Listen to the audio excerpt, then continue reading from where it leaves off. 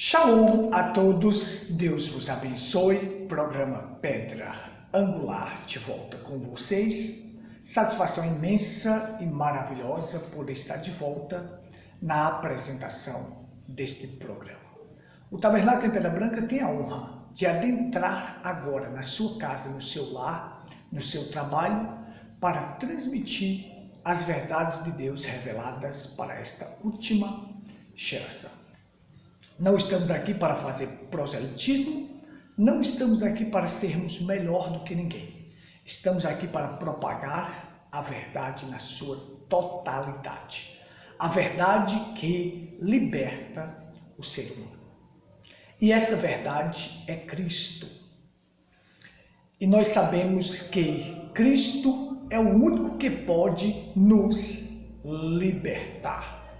Se o Filho vos liberta, verdadeiramente sereis livres. Nós não queremos denegrir nem falar mal de ninguém. Nós não atacamos pessoas. Nós pregamos a Bíblia. Mas os sistemas que estão contrários às Escrituras, com seus dogmas, credos e doutrinas falsas, ficam irritados com esta programação. Mas estamos aqui sem medo, estamos aqui para propagar aquilo que a Bíblia ensina, com amor e com a verdade. E agora eu estou hoje num cenário diferente. Eu coloquei esse quadrozinho aqui porque eu quero transmitir para vocês uma lição preciosa sobre o perdão. E a nossa leitura está em Gênesis capítulo 50. E justamente nós vamos ver ali falando sobre o perdão. Sabemos que a língua hebraica ela é riquíssima em perdão.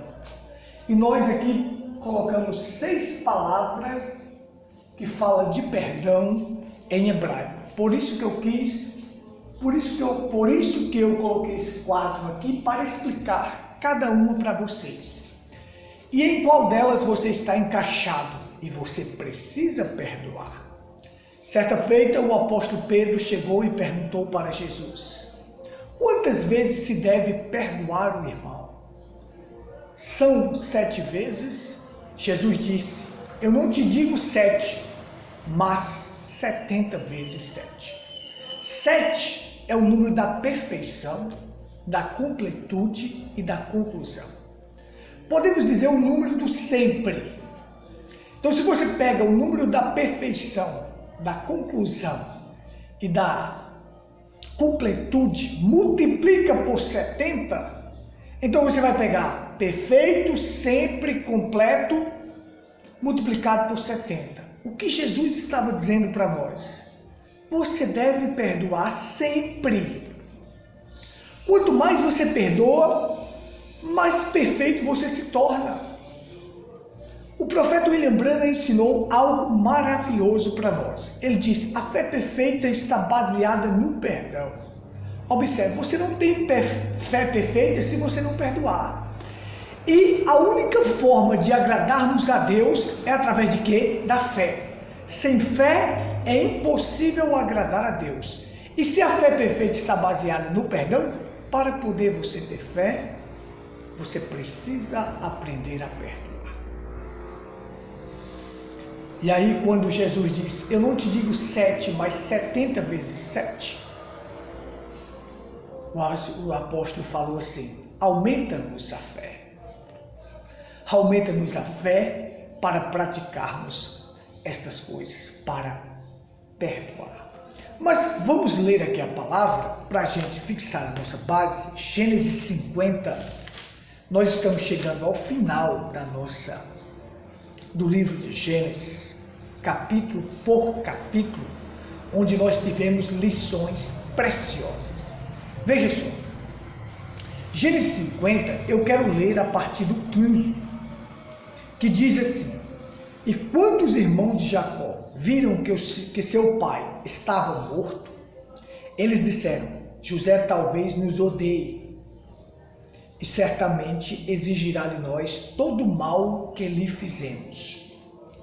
E eles enviaram um mensageiro a José dizendo: teu pai ordenou antes de morrer, dizendo: Assim direis a José: perdoa, rogo-te agora, a transgressão dos teus irmãos e o pecado deles, pois eles te fizeram mal. Agora rogamos-te, perdoa a transgressão dos servos do Deus de teu pai. E José chorou quando falaram com ele. E seus irmãos também foram e caíram diante da face dele e disseram: eis que somos teus servos. E José lhe disse: não temais, pois estaria eu no lugar de Deus? Mas quanto a vós, intentaste o mal contra mim, mas Deus transformou o mal em bem. Como é neste dia, para salvarmos muitas pessoas com vida, para salvar a vossa vida. Pai, tua palavra é a verdade. Unge os ouvidos que vão ouvir e unge os meus lábios que irão falar. Circuncida os ouvidos daqueles que estão ouvindo e os seus corações, e os meus lábios e o meu coração, para pregar a tua palavra, em nome do Senhor Jesus Cristo. Amém. Muito bem. Jacó morre, mas antes de Jacó morrer, Jacó falou uma palavra maravilhosa, para dizer para José que perdoasse seus irmãos. Agora observe. José já havia perdoado seus irmãos. Não havia mágoa no seu coração, não havia amargura. Os seus irmãos pensavam que José só estava tratando bem eles por causa de Jacó, por causa do pai. Então, quando Jacó morreu, eles sentiam como se fosse um amparo. José os tratava bem por causa de Jacó. Mas quando Jacó morreu, os irmãos pensaram que José iria retribuir o mal que eles fizeram. Mas José entende que tudo aquilo foi um plano divino.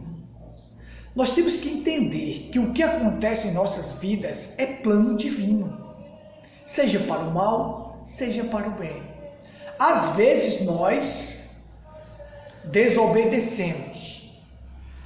Nós, pela nossa própria escolha, fazemos coisas erradas. Aí não, Deus não está no meio disso.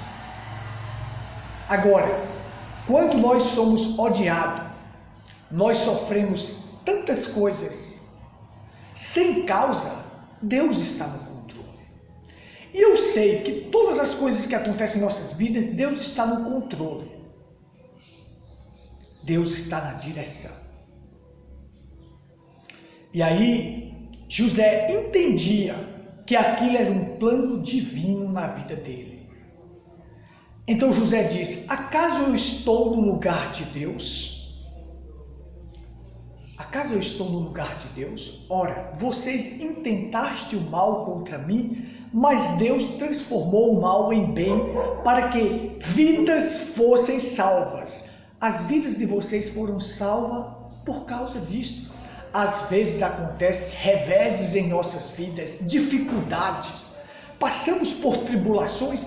Para quê? Para o nosso amadurecimento, porque Deus quer salvar vidas através de nós. Mais à frente, no futuro, Deus quer fazer com que amadurecemos para poder Ele nos usar para salvar vidas. Então eu digo, nada está à deriva. Nada está à deriva.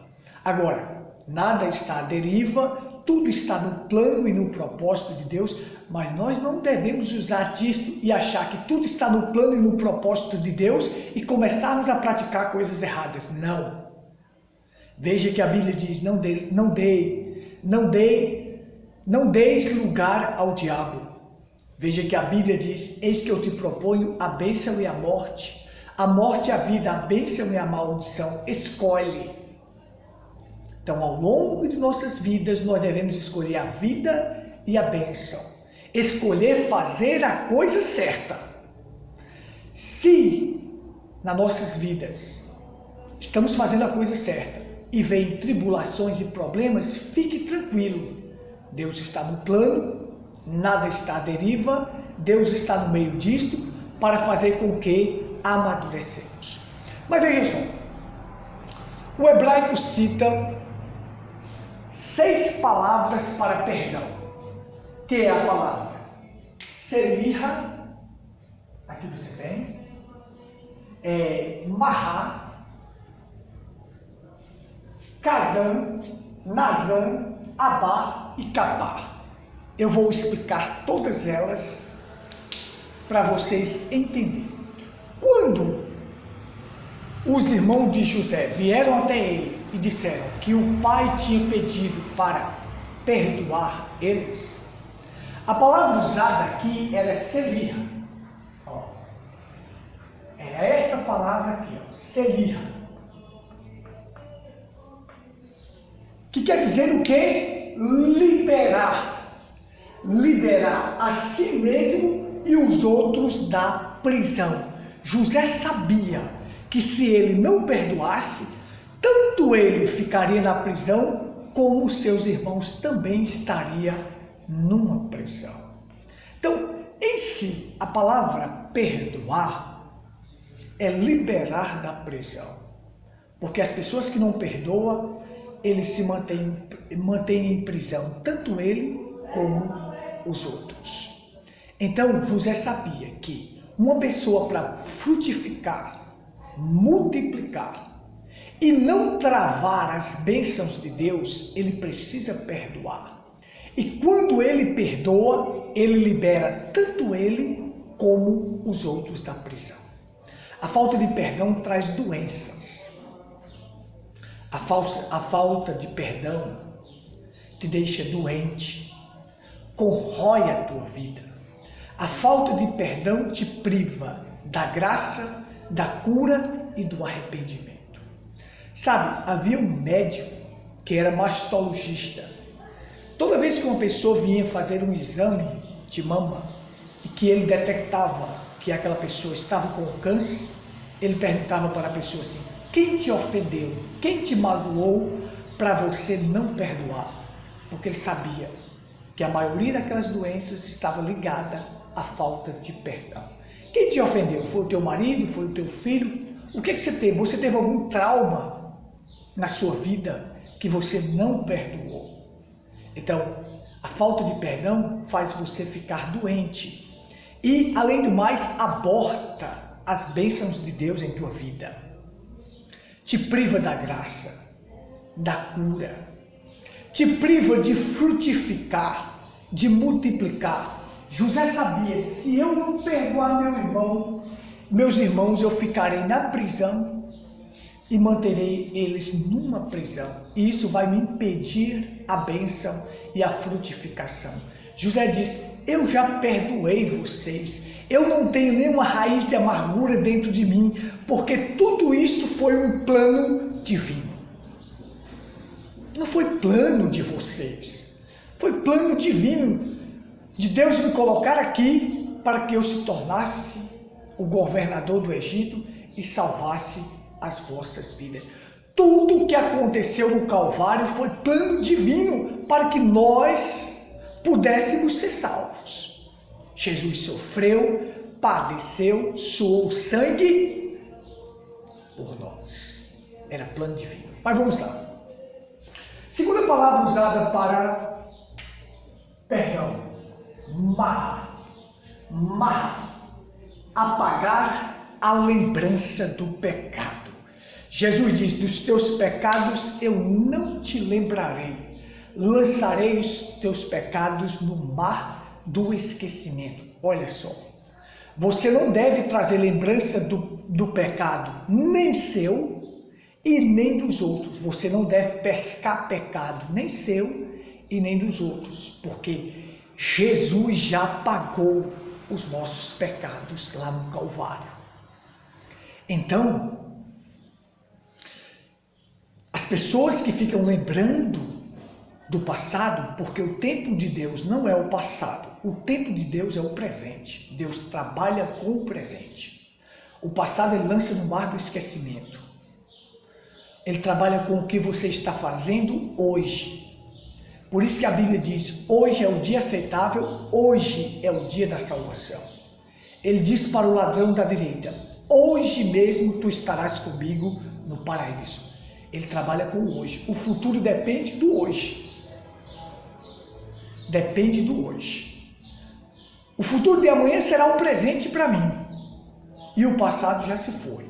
O passado já foi presente e o futuro e o amanhã será o presente para mim. Então, veja só. O futuro depende do teu presente e Deus olha para você no presente. Então, não traga lembrança do passado, do que você cometeu. Jesus já lançou isso no mar do esquecimento. Tudo isto foi apagado. Deus não leva em conta os pecados da ignorância. Então você foi perdoado. E nem se lembre do passado do teu irmão, porque também ele foi perdoado. Terceira palavra usada para perdão, casando. Casando, aqui, quer dizer o quê? Esconder o registro da dívida. Olha aqui. Isto é maravilhoso. Por quê? Lá no Calvário, quando Jesus diz tetelestai, ele diz, está consumado. A dívida foi paga. Os pecados foram cancelados. Por quê? Nós estávamos condenados a pagar um salário. O salário do pecado. O salário do pecado é o quê? A morte. Adão nos legou este salário. E aí o salário do pecado é o quê? A morte. A morte era para nós. E morte é separação eterna de Deus. Morte é separação nos dois sentidos. Separa-se do seu ente querido aqui na terra e se separa de Deus. Isto é o que quer dizer a palavra morte. Quando Adão e Eva morreram lá no Jardim do Éden, no dia que comerdes certamente morrerás, eles foram expulsos da presença de Deus. Então você vai ver que é separação. Quando a morte entrou, veio o pecado, veio a morte, houve a separação. Porque Deus visitava eles toda tarde. Então, o que estava reservado para nós? O salário do pecado, que é o quê? A morte, a separação eterna de Deus. Mas aí Jesus veio e pegou o salário para ele e pagou a dívida. Então, suponha que eu esteja com uma nota promissória. Suponha que isso aqui seja uma nota promissória e eu te devo 10 mil reais. E você perdoa, pega o registro da dívida e faz isso, ó. Você rasga o registro da dívida e não pode mais ser encontrado. Então, a palavra casando quer dizer esconder o registro da dívida. Não tem mais registro de dívida. Eu não devo mais nada. Ele me perdoou. Lá no Calvário, ele me perdoou.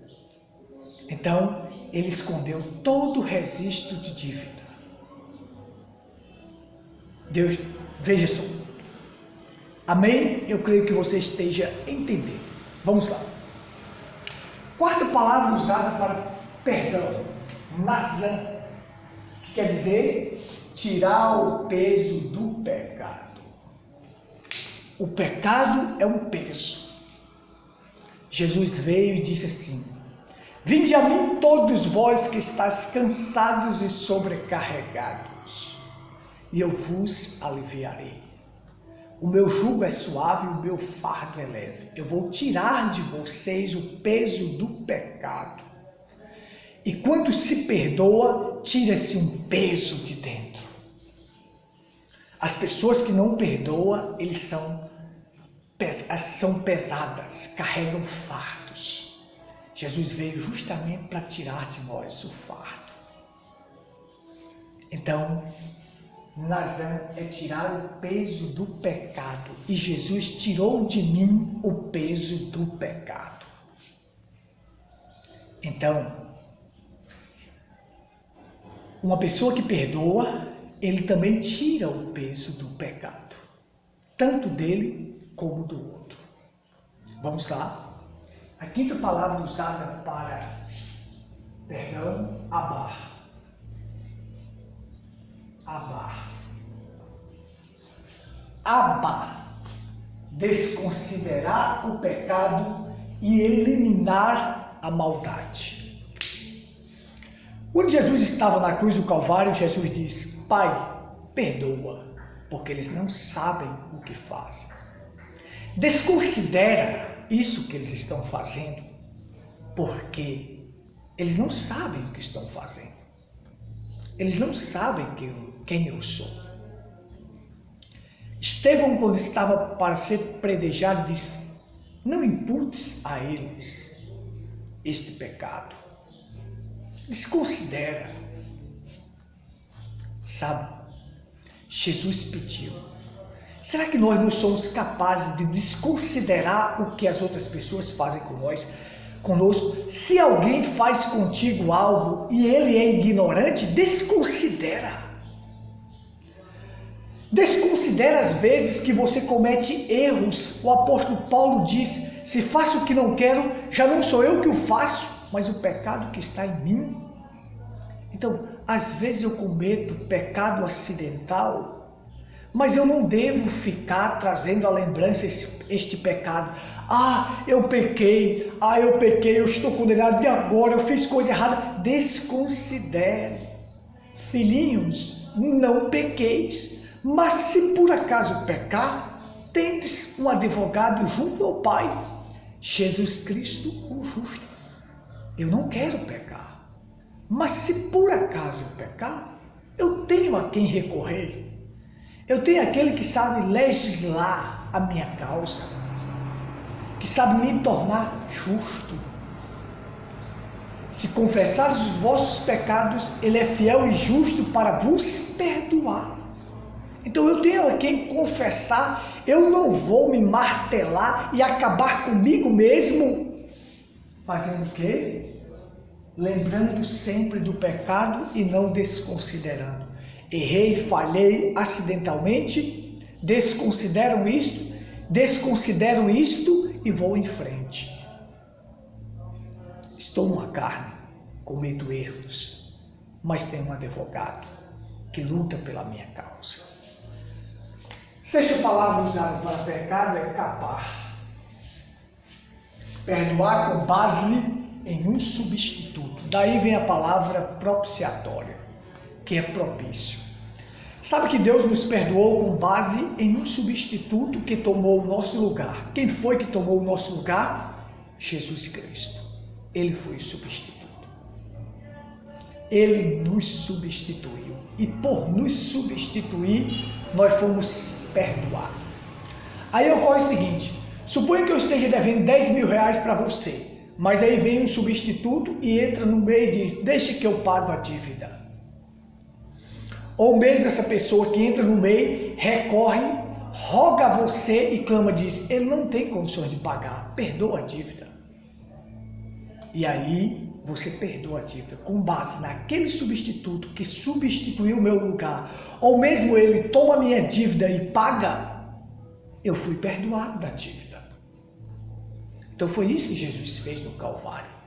Era para mim a morte, mas Jesus entra como substituto e toma o meu lugar, pega a dívida para ele e paga. E aí eu fui perdoado com base em quem? Em Jesus Cristo. Ele me reconciliou de volta a Deus.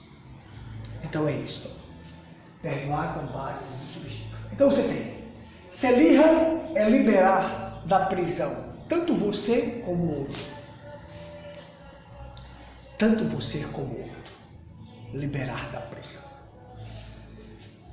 Marrar, apagar a lembrança do pecado. Dos teus pecados eu não te lembrarei. Lançarei no mar do esquecimento. Quando você perdoa alguém, não se lembre dos pecados que ele cometeu contra você. Kazan escondeu o registro da dívida. Tetelestai, está consumado, não há mais dívida. Rasguei a promissória. Se eu rasguei, não há mais como encontrar o registro da dívida. Nazan, tirar o peso do pecado. O meu jugo é suave, o meu fardo é leve. Quando você perdoa, você tira um peso diante de você. O peso do pecado. Amar, desconsiderar o pecado e eliminar a maldade. Às vezes cometo algo por acidente, eu não vou me martelar e acabar comigo porque eu cometi um erro. Eu tenho um advogado junto ao Pai, Jesus Cristo, o justo. E capaz de perdoar com base em um substituto que toma seu lugar e pega a dívida. E Jesus Cristo fez isto. Veja só, como é que eu consigo perdoar? O perdão é uma das coisas mais simples e mais difícil. Simples porque só existe ofensor e ofendido. Só existe aquele que ofende e aquele que foi ofendido. O ofensor deve pedir perdão àquele a quem ele ofendeu. Então você tem aqui. E o ofendido deve perdoar o seu ofensor.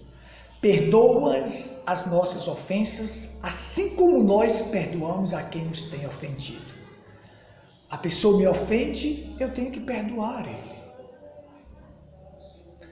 E o ofendido, a pessoa que ofendeu, vem pedir perdão. Então, o ofensor pede perdão e o ofendido dá o perdão. Se ambos os dois não fizerem, então eles ficam numa prisão. Estão numa prisão. E perdoar é liberar da prisão. Então aí, eu creio que você tenha entendido mais ou menos o que é o perdão. E como o perdão é maravilhoso. E se eu não perdoo meu irmão, Deus também não me perdoará. Sabe, o pecado contra meu irmão é mais grave do que o pecado contra Deus. Quando você peca direto contra Deus, você vai até seu quarto, se põe de joelho, sinceramente, arrependido, e Deus te perdoa. Mas o pecado contra teu próximo, não. Você tem que se reconciliar com o seu próximo.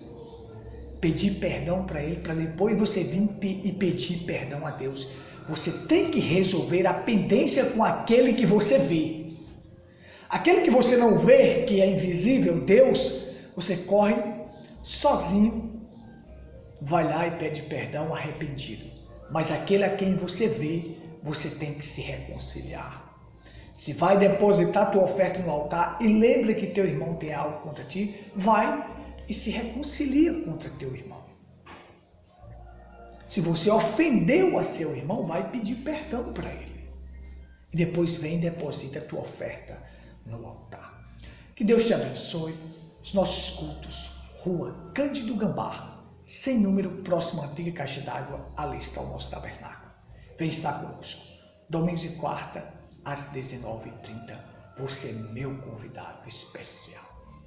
Domingos e quarta, às 19h30. Rua Cândido Gambá, sem número, próximo à antiga caixa d'água. Fica na paz do Senhor. Tchau.